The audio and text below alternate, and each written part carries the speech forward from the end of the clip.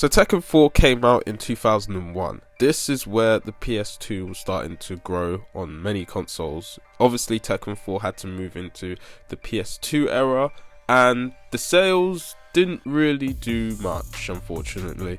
First, I'm going to talk about the representation of the character select. It's a very night and day difference, and also the music as well. With the music for Tekken 3, it sounds like, I'm ready to go, about to rock and roll, all of that stuff. But then in Tekken 4, the character select is more realistic, more detailed, and also a bit more chilled. It's like every time you hear the character select theme song for Tekken 4, it's such a huge hypnotism way of kind of bringing the players into the game.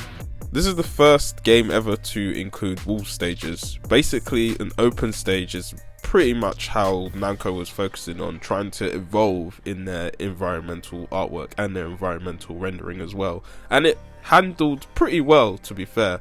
Compared to all the Tekkens that I've played in the past, I think generally it's always trying to be bigger and better. I will say though, the environments are a bit weird. Fighting in a shopping mall, fighting in an airport, and fighting in a jungle. I don't know, man, it just feels a bit weird to me sometimes. However, I do think it's bold of them to make these changes, whether it is to do with the characters, whether it is to do with the story, which is the first time being taken seriously in this game, and also to do with the environment as well, which I could go on and on about, but I won't, because I don't want you to get dragged on. Many gamers were not happy with the gameplay elements in Tekken 4. There was glitchy environments going on and the movement as well. I think mostly Steve and Jin's move list was very similar. Steve's 1-2-1 was very hard to get away from, and Jin had that unbreakable blockage that was really hard to get into and avoid, in my opinion. And also I think that the whole thing was to do with the movement. I think the gameplay is very slow compared to the Tekken 5 and the Tekken 3, game speed on this one. I think personally, maybe it could have been a bit better with the speed, yes. But really, I think they were more focused on trying to make it more realistic based on the environment and the way the character's animation worked out. The story of Tekken 4 takes place 2 years after the King of Iron Fist Tournament 3 happened. To be honest, I felt like there was a massive change between all the characters that were in the game in Tekken 3 compared to the ones in Tekken 4. You still got Brian Fury, you still got Yoshimitsu, you still got Nina Williams, Paul Phoenix, Martial Law, all of the fighters that have been in the game. But at the same time, things didn't do so well for Jin. I say Jin because Kazama basically changed his fighting style, and it makes sense because after the tournament that he won, he basically got betrayed by his grandfather Heihachi and decided, to change everything around it. He wanted to end the Mishima bloodline, the devil gene in his blood, the Mishima fighting style, everything.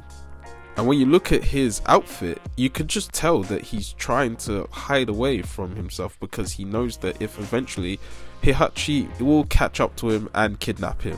And it did happen eventually. For Kazuya, basically arising from the dead after 20 years is quite beyond me, and I never really expected it to happen, but at the same time, we all know what he's going for, and we all know that it didn't end all that well for him. It all failed anyway. I mean, despite all of that, he still looks like the coolest character out of the bunch. And also Brian Fury, who looks so pale that his story mode is about him being on his last leg of his life. You could just look at the perspective on it, and it's honestly the worst thing you could see. I felt nothing but sadness for him, honestly.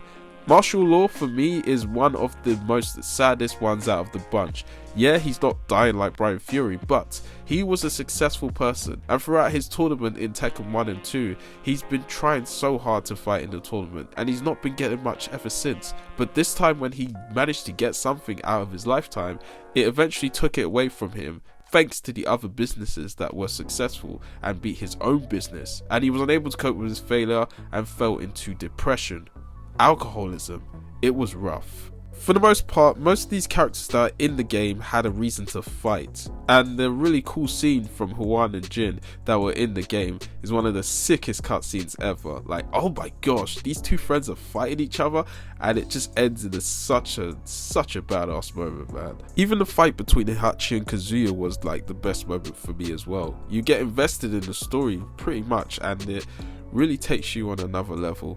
But besides from all of that, I think Tekken 4 story mode is yet to be beaten out of Tekken 5, 6 and 7, which honestly the voiceover for Tekken 5 is very horrendous and I do not enjoy it at all. For the most part, I still think that hopefully when Tekken 8 comes out they can actually beat Tekken 4 story mode, because I wanted to like Tekken 7 story mode and I just wasn't pulled in. It didn't grab me. Most of the things made no sense in certain ways. Like Kasumi, she was never mentioned in the story and now she's mentioned in Tekken 7 now. Like, come on, bro. Now, yes, sure, the gameplay for Tekken can be a bit glitchy. It's very hard to get into really when it comes to the glitches being in the way of things, but at the same time, that's really the kind of gripe that I have about this game. Also, I think the stories that you see now 20 years later is a bit dated, so I don't really see how, you know, many people could get invested in it all that much. But at the same time, I still got invested by it because,